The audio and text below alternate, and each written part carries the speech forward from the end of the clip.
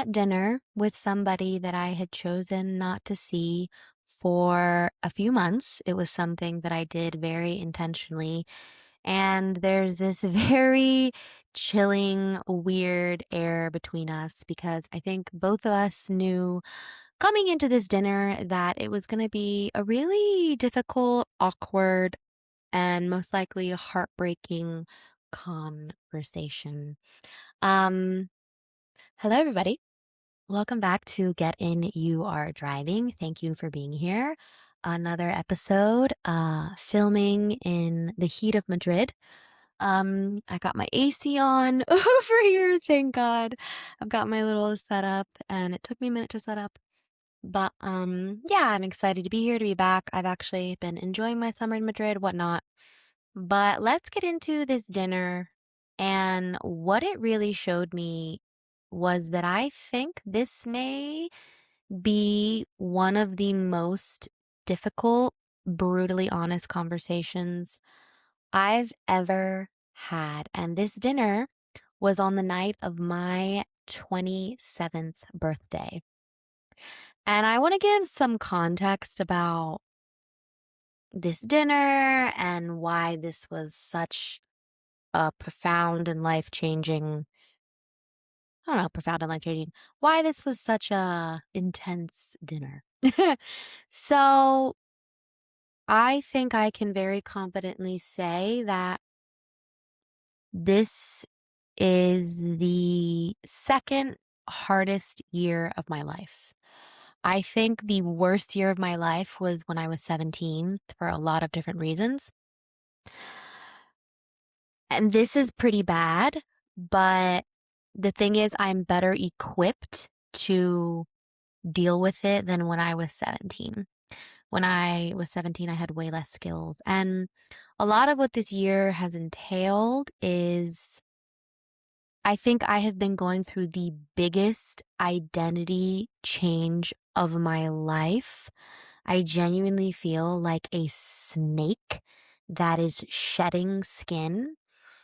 And I have had to become painfully and very now consciously aware of a lot of things that had me operating a certain way and realizing that that wasn't really who I was. And I was operating more out of patterns, childhood wounds. Yeah, really coming to grips with like, who was that? A lot of it was somebody who was hurt. And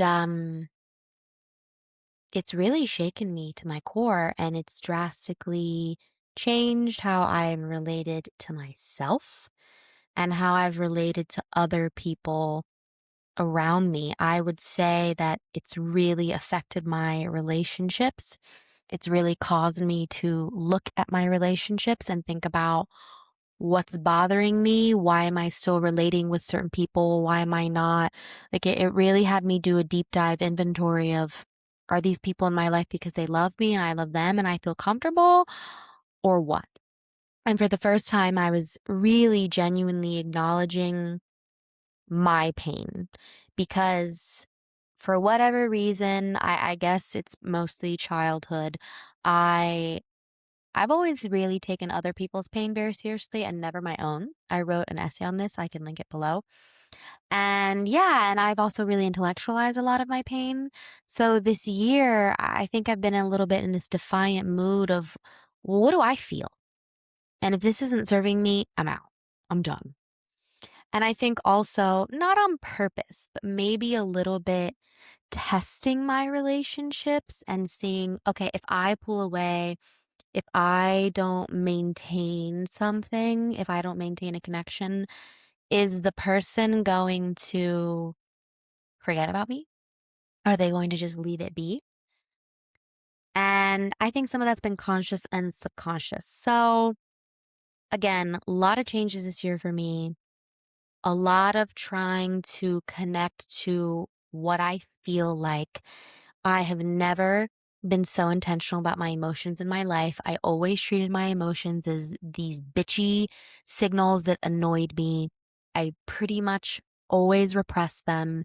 And when I did feel my emotions very intensely, it would usually be for small snippets of time, and I wouldn't let anyone see that. So I realized, ooh, I'm also my own problem, right? Because part of this shedding is you realize, ooh, I'm the common denominator.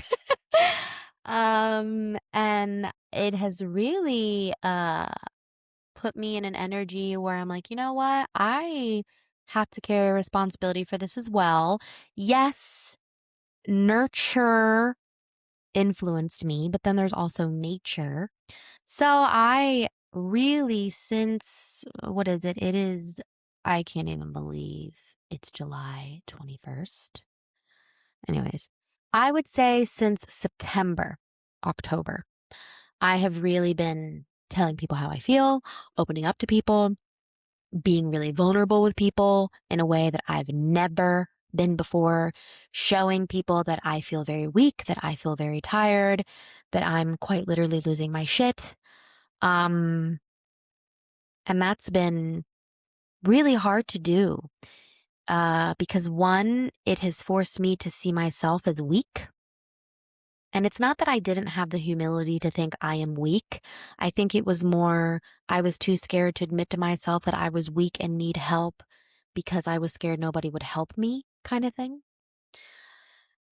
And yeah, and again, also kind of testing my relationships and seeing who's really in my life for the right reasons and all these things. And this has been especially hard to show to people who I've known for the longest amount of time. Because when somebody's known you your whole life, it's very easy to hold on to the past versions of people and their old identities and not see all that they're becoming and changing. Because let's be honest, we're always becoming, changing, evolving. And this relationship, this person that I had this very difficult conversation and dinner with, is someone in my family who has known me all my life. So it was extra tricky because I was very upfront and I said, if you weren't my family, I wouldn't be here. I would have written you off because actually this has made me feel shitty. But because it's my family, I showed up and I was like, all right, I'm going to keep going at it.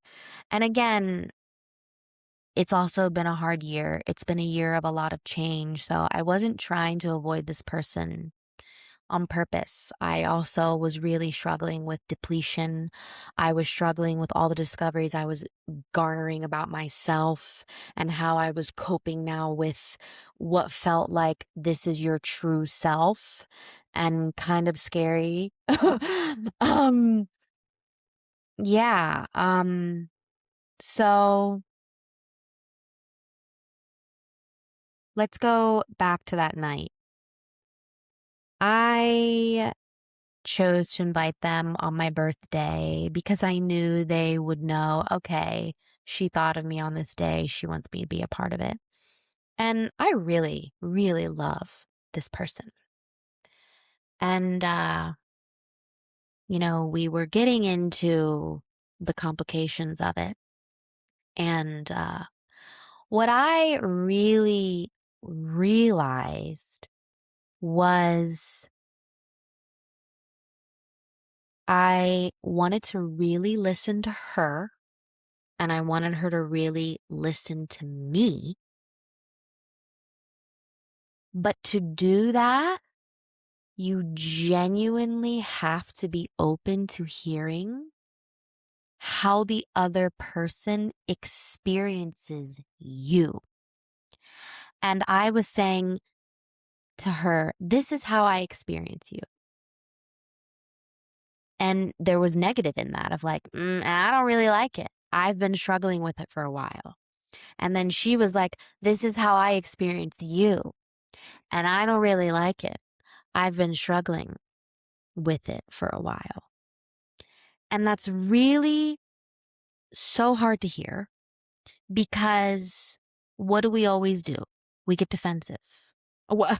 Well, I didn't mean that though. But this and that. But that's not how I wanted to cover. And it really made me realize we are, of course, extremely aware of how we are experiencing the world. Of course we are. We're in our head, we're in our emotions. I mean, if we're not aware of this, if we don't think about our individual experience, I mean, we have to take care of ourselves, of course.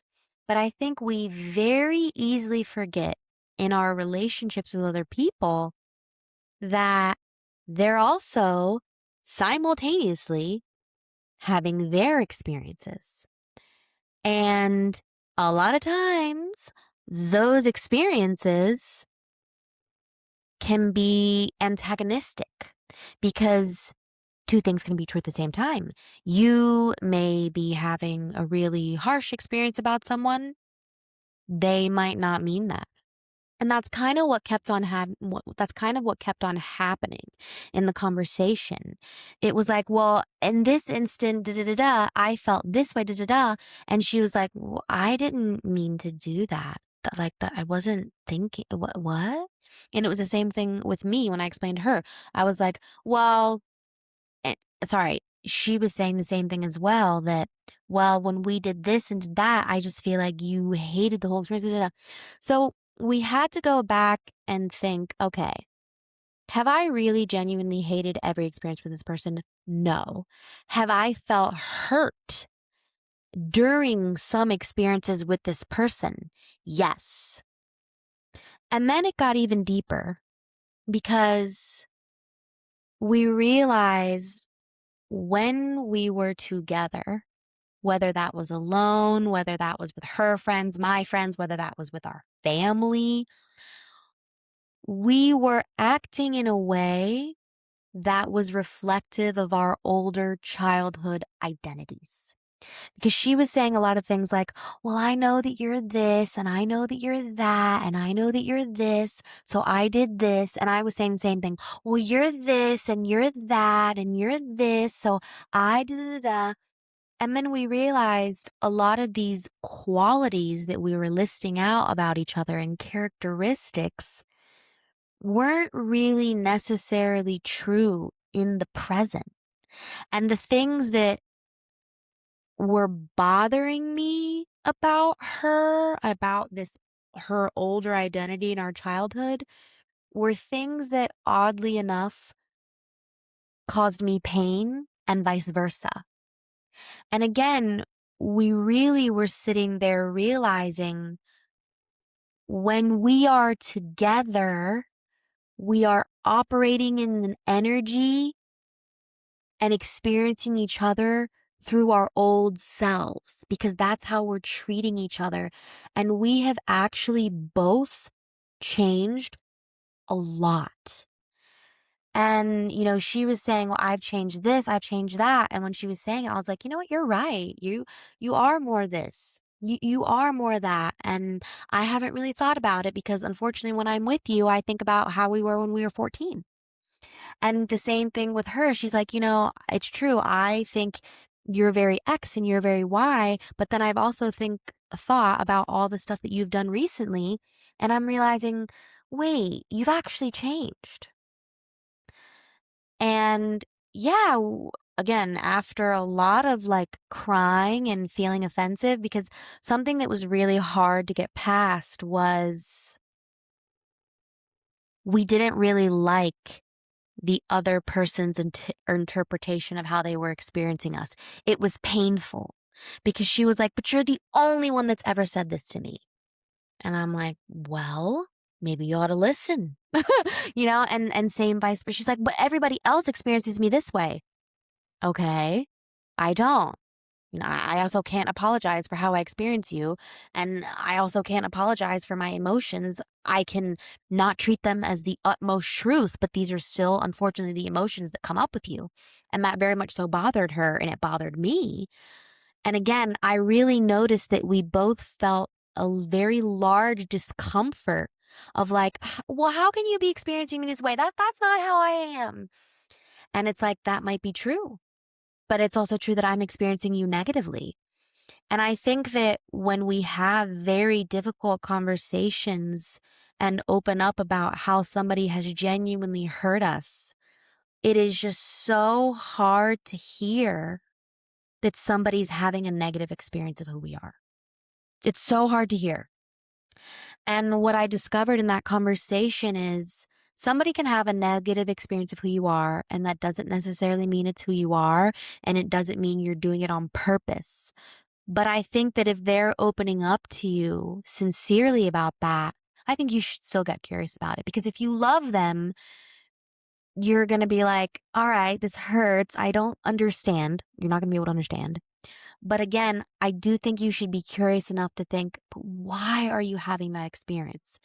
And because this is a family member that I really love, and I also have amazing positive experiences with, I was willing to go through an extremely uncomfortable conversation with a lot of pain and with a lot of difficult truths.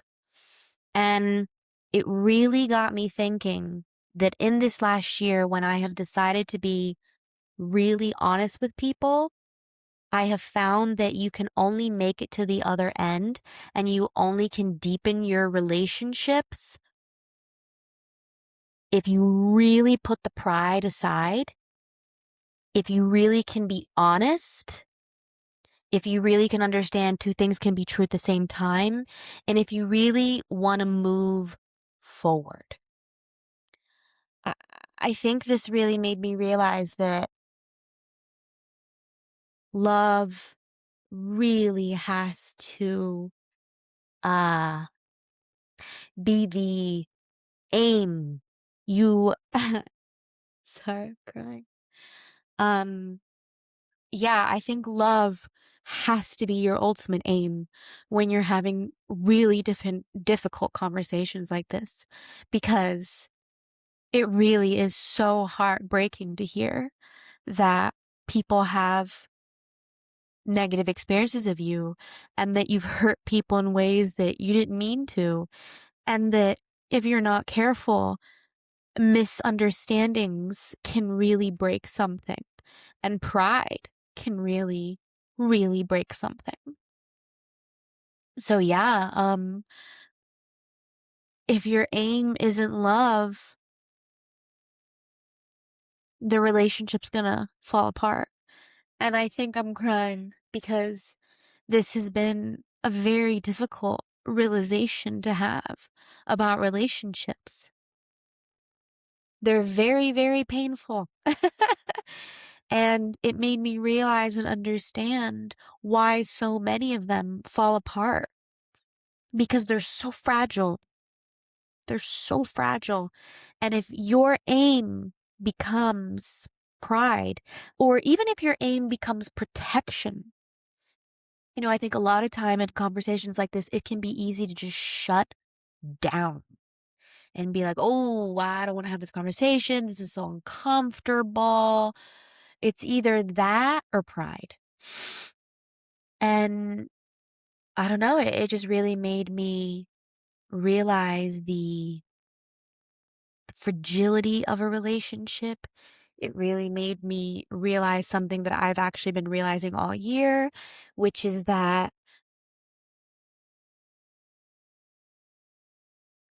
people are experiences you get to have. Love is on a loan. At any moment, you could decide you don't want this person in your life. They could decide that as well. Because I told her, I was really blunt. I was like, because I was in so much pain. I was like, if you weren't my family, I just wouldn't be here. And that was really hard for her to hear. And it was really hard for me to say, but it was true. Um, and it didn't mean that I didn't love her. It just meant like, this is so hard right now. Um, and having this heart posture that people are just experiences is so humbling And it's really made me see my relationships so differently. One, it's made me realize I only want people in my life who make me better and who I make them better. That's the type of person I am. And also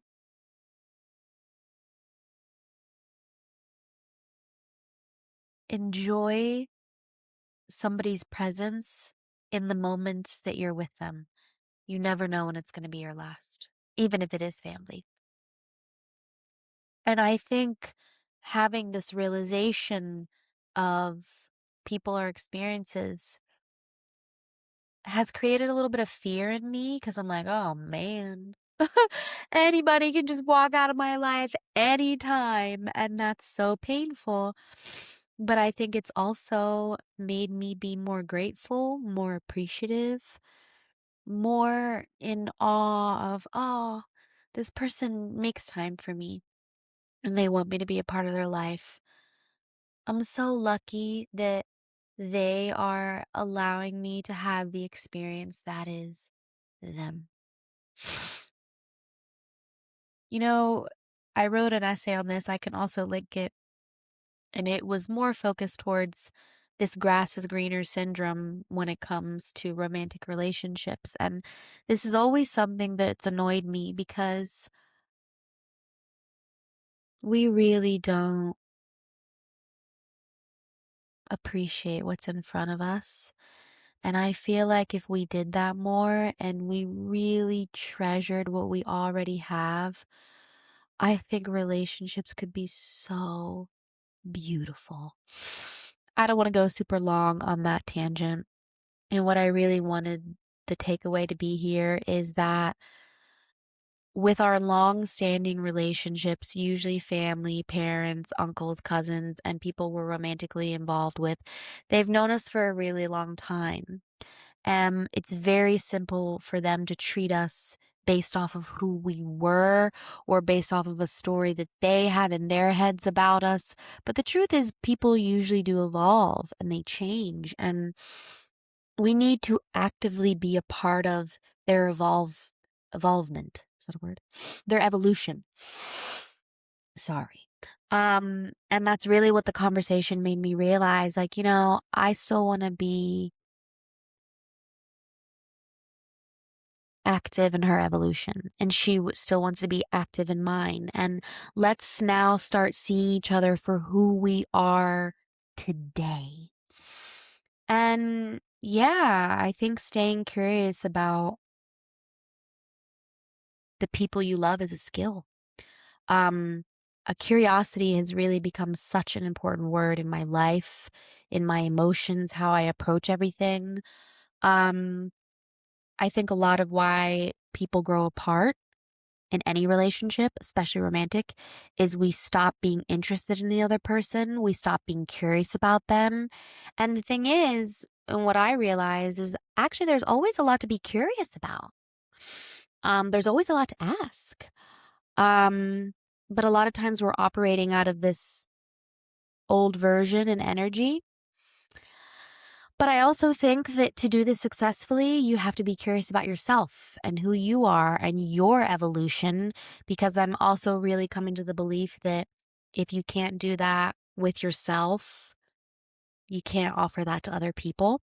So that's something that I thought about a lot after the conversation, that, also how you feel in your relationships is your responsibility. Um, Again, we all want to have these amazing relationships, but I think that we need to put ourselves first and make sure we're taking care of ourselves. And then from that, we need to take care of our relationships. And again, a lot of people want a really great relationship or relationships in their lives, but they're not keeping up with themselves enough. They're not being curious enough. I think they're not remembering there's all just these nuances to people. Um, and also we need to update people.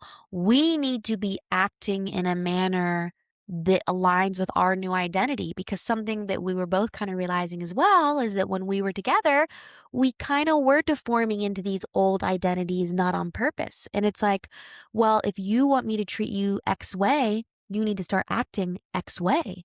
And there's a lot of truth in the fact that when people a lot of why people don't treat us a certain way is because we're not acting out that way. For example, with my very close, intimate family members, s- a couple years ago, my complaint was, why am I still feeling like you're treating me like a little girl? But then I also noticed that in some ways, not super big ways, but in some ways, I was acting like a little girl. And, this also gets into the dynamic. Parents is a whole different thing because I do think there comes a point in your adult life as a child that this power dynamic flips and you kind of have to be around your parents and act like the adult you are for them to treat you like the adult you are. And that's super complicated. And also, again, that's what was happening with this person. It's like, okay, if this is now who you are and you want to be treated that way, act that out. Move through the world in that manner. And again, this was so difficult for me because also this whole thing about being vulnerable and open about my emotions is something I've only been acting out 8 months now, and it's been really freaking hard. So I'm trying to act it out, but of course, a part of me has still been like, oh, this is so difficult. And that conversation definitely was testing it. So,